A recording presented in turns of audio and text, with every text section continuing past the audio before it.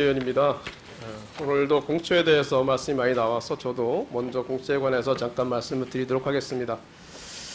이제 차관님한테 개인적으로 차관님한테만 말씀드리는 건 아니고요. 제가 우선 여러 가지 말씀을 드린 다음에 이야기를 하겠습니다.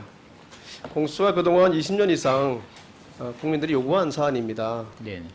정치권은 20년 이상 요구한 국민들의 이 국민에 대해서 요구에 대해 응답을 해야 할 때가 됐다고 생각합니다. 야당도 일방적으로 반대할 것이 아니라 그동안 이렇게 공처를 요구해오신 국민들의 요구에 응답을 하셔야 될 것 같습니다. 물론 저희들도 공처를 반대하는 분들의 국민들의 의견을 충분히 듣고 이 점도 잘 고려 숙려하도록 하겠습니다. 그래서 반대로 야당도 무조건 안 된다고 할 것이 아니라 그래서 이 국민들 20년 동안 공처를 요구해온 국민들의 요구를 외면할 것이 아니라 여기에서 어느 정도 응답을 하셔야 되겠다 저는 그렇게 생각합니다. 최근에 공처를 반대하는 야당의 구호를 보면 정권 연장의 도구가 될 것이다 얘기하는데 우리 민주당이 야당 시절부터 요구했다는 거 보시면 저희 당에서 이게 정권 연장을 하는 것은 아니라는 것을 알 겁니다. 정권 연장을 하는 것에 필요했다면 야당 시절 하지 않았을 것입니다. 또 옥상옥이라는 얘기를 하시는 분도 있는데요. 공수처는 검찰 위에 있는 것이 아니라 검찰의 권한을 분할해서 나란히 기능하도록 하는 겁니다.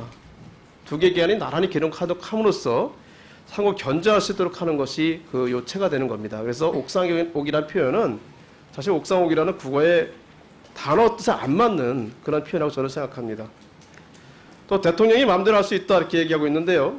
사실 공처를 설치해놓고 나면 임명은 대통령이 하지만 임명 후에 관여할 수 있는 여지가 전혀 없습니다. 관여할 수 있는 통로가 없습니다.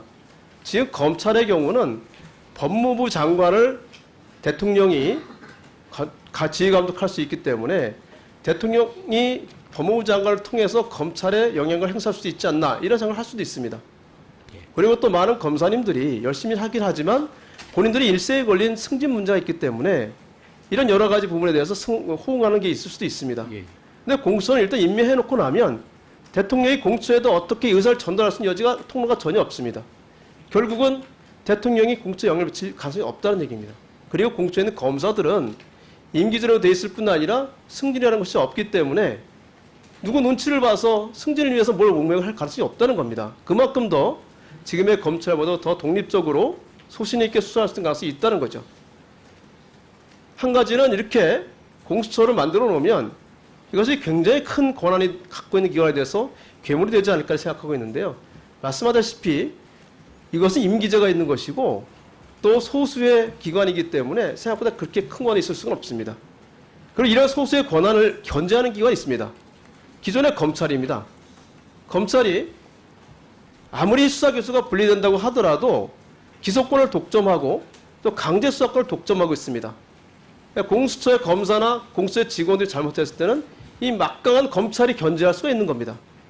그렇기 때문에 공수처가 무소불위의 권한 행사했을 것처럼 할 수 있다는 것도 말이 안 된다. 이것도 사실은 정치의 공세에 불과할 수도 있다. 이런 말씀을 드리고 싶습니다. 저는 그래서 물론 공수처에 대해서 의견이 다를 수 있고요. 그런 의견도 저희들 충분히 듣고 검토를 해야 된다고 생각합니다. 하지만 지금 이야기하시는 이런 공수처에 대한 반대 논리는 사실과 좀 다르다는 것은 분명히 알고 있어야 된다는 것 제가 드리고 싶은 이야기를 생각합니다. 이제 우리 차관님한테 물어봐야 될 것 같습니다. 차관님. 1년에 구속됐다가 무죄 판결받는 사람이 몇 명 정도 될 것 같습니까? 대략 아시나요? 통계를? 대략 무죄가 1% 구속됐다가요? 예, 구속됐다가. 대략 1% 정도라고 하면? 2만 명 정도가 구속되는 정도니까요. 한 200명. 그렇죠? 예. 제가 통계를 보니까 2016년도에는 300명. 조금. 298명이고요. 네. 2017년도에는 345명. 2018년도에는 240명. 그쯤 될 것 같습니다. 올해도 123명.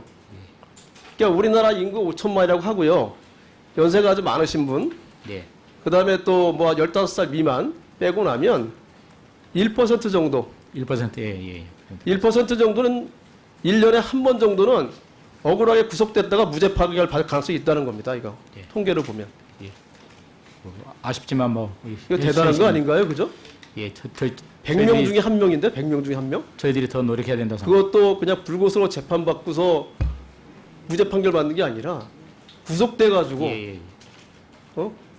구치소에 갇혀 있다가 몇 달을 갇혀 있다가 무죄 판결 받고 나온다. 네. 이거 엄청난 거 아닌가요?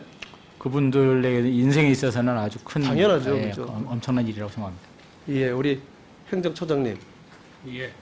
우리 형사소송법이 불구속 수사의 원칙, 불구속 재판의 원칙이라고 처음부터 우리 강조해 왔죠. 예, 그렇습니다. 근데 지금 이게 1년에 거의 300명 이상, 300명 가까이 되는 왔다 갔다 하는 우리나라 국민이 억울하게 구속됐다가 무죄 판결 받는다는 것에 대해서 어떻게 생각하십니까? 예. 전체 저희가 파악하기로는 구속 불구속을 다 포함해서 형사 정식 구공판된 형사 피고인들의 대략 3 내지 5% 많을 때는 5% 가까이 보통은 한 3.5%가 무죄가 선고되는 것으로 알고 있습니다. 어쨌든 무슨 말씀인지 제가 이제 드리는 말씀 딴 게 아니라 그건 무죄율보다는 제가 구속이 이렇게 사실은 구속됐다가 무죄 판결 받는 그 인원이 생각보다 엄청 많다는 걸 말씀드리는 거거든요. 하루에 한 명꼴이에요. 그러니까 억울하게 구속돼가지고 무죄, 그러니까 죄가 없이 억울하게 구속되는 사람이 하루에 한 명꼴이라고 우리나라에서. 이거에 대해서 우리가 정말 심각하게 우리 법조를 책임지고 있는 분들이 생각하셔야 될 문제가 아닌가 저는 그렇게 생각합니다. 네, 동감합니다. 그래서 이 부분에 대해서 좀 더 검토해 주실 그 연구할 뿐 아니라 전형적으로 입장을 바꿔야 되지 않느냐 법원에서 그런 생각이 좀 들고요. 우리 처장님한테 한 가지 더 여쭤보는 건데요. 검사 작성의 피의자 신문조서 그것도 현안에 대해 있어서 제가 법원 쪽의 의견을 한번 들어보려고 드리는 말씀입니다. 검사 작성의 피의자 신문조서.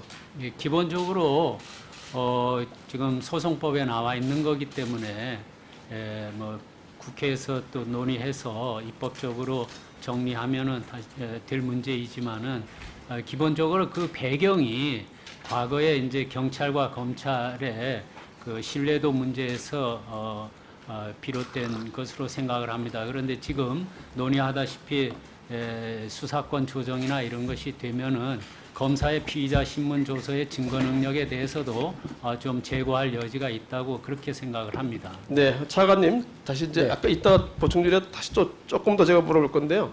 지금 현재 검사 작성의 피의자 신문 조서가 나름대로 우리 형사정법상의 그렇습니다. 증거법상의 이제 위치를 갖고 있는데 예.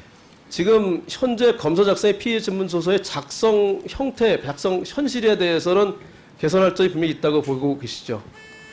뭐 대부분 뭐 맞게 그 작성이 되고 있습니다만 급박하게 또 하는 경우는 아무래도 검사가 관여하는 정도가 조금 떨어지는 경우도 있을 수 있다 생각합니다.